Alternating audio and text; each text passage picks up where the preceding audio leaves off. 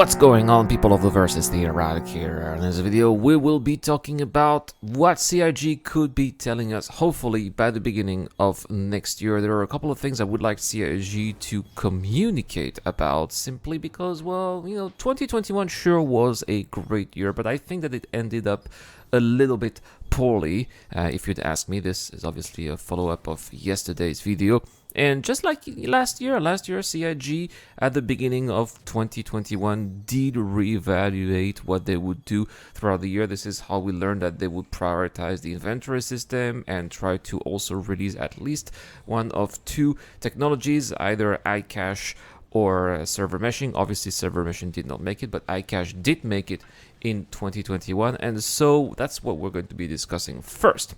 I would like them to discuss the status of Quanta. I don't know if you guys remember this year's CitizenCon, Tony Zurvek did announce that he would like Quanta to be managing the way that the Jumptown V2 event would be triggered, but as we know it, Jumptown V2, at least for this holiday, is not handled by Quanta. It is manually triggered by CIG with specific dates for the event. And there has been no communication, no reasons why they did not manage to get Quanta to work. I would like, maybe not Tony Z, but at least someone working for his team to at least tell us what is the status, why did that not happen, and when do they expect this to be happening, to have the first version of Quanta triggering this kind of event, which again they said would happen. Next, I would like CIG to communicate about their future releases. Obviously, that's something that they are going to do when we're going to have the roadmap update, the first roadmap update, which is going to happen after they reshuffle their different release schedule for the next year. But I also would like to know about the following. The first one is Salvage, which, as we know, was supposed to be released by Star Citizen for 3.16 and then delayed and delayed and delayed again. Is it going to be delayed further? Are we going to have a guarantee that they will do their best to push it in 2022? This is something that I would really like to know. Obviously, server meshing. A lot of people say, oh no, server meshing is so far away, it's not going to be released in 2022.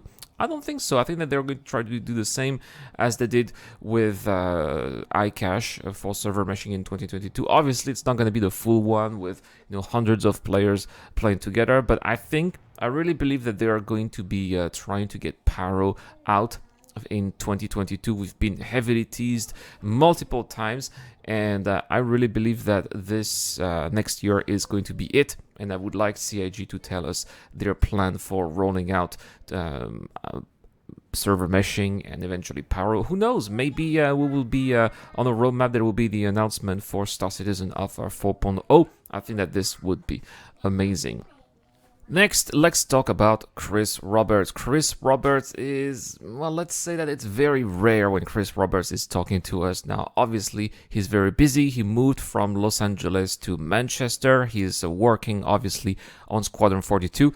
We haven't had a letter from the chairman for the 400 million mark of pledges from the backers. This is something that usually he did for 100, 203 million, 300 million, sorry. For 400 million, it would be great if we could have a Happy New Year letter from the chairman himself, giving us an update about it, so what he does, why he moved to England, how is Squadron 42 doing. We haven't had much update on Squadron 42. Who knows, maybe a surprise announcement that maybe there will be some kind of not necessarily a beta, but maybe a teaser, an update on the vertical slide. I would love to have an update on the vertical slide, right? So, but something from Chris, anything from Chris would be fantastic, and let's hope that this is coming up next year. Speaking of that, they need to address the whole debacle when it comes to the 12th gift of the Luminia marketing campaign, giving teasing us for 12 days, and the last gift being basically a picture of a future cell is quite awkward, and I think that was a bad decision in my opinion. They need to be addressing that as well. Maybe some people think that they need to give us the bike for free, or at least those who clicked on the 12th day. People think that maybe a coupon, or some people in the comment section also think that we are owed nothing and that we should not be this entitled. But at least I think that we are owed at least an explanation or so on. I think that would be the best thing to do, in my opinion. And finally, the last thing that I hope that we're going to see at the beginning of 2022 is a detailed post-mortem of the whole cycle Star Citizen Alpha 3.15 and 3.16 patch, which, let's face it, is actually 3.15.2 in reality, right? They did say that themselves in their own post. I would like to have a clear explanation in detail of what worked and what didn't, the reason why basically Star Citizen Alpha 3.16 is a non-event, this empty, how they are going to be planning to make their so-called staggered development work more efficiently. Is staggered development still a thing? Has it been abandoned? I want to know how they are going to be more effective at developing their patches from now on, quarter and quarter, and what they have learned from the extreme delays of Star Citizen Alpha 3.15. I think that this is important, and having regular quarterly patches originally was a good idea, I think, and I also think that they need to stick to it instead of having such delays, which unfortunately then cause trouble for the whole circle development of the project. So there we have it, guys. These are the things that I hope CIG are going to communicate about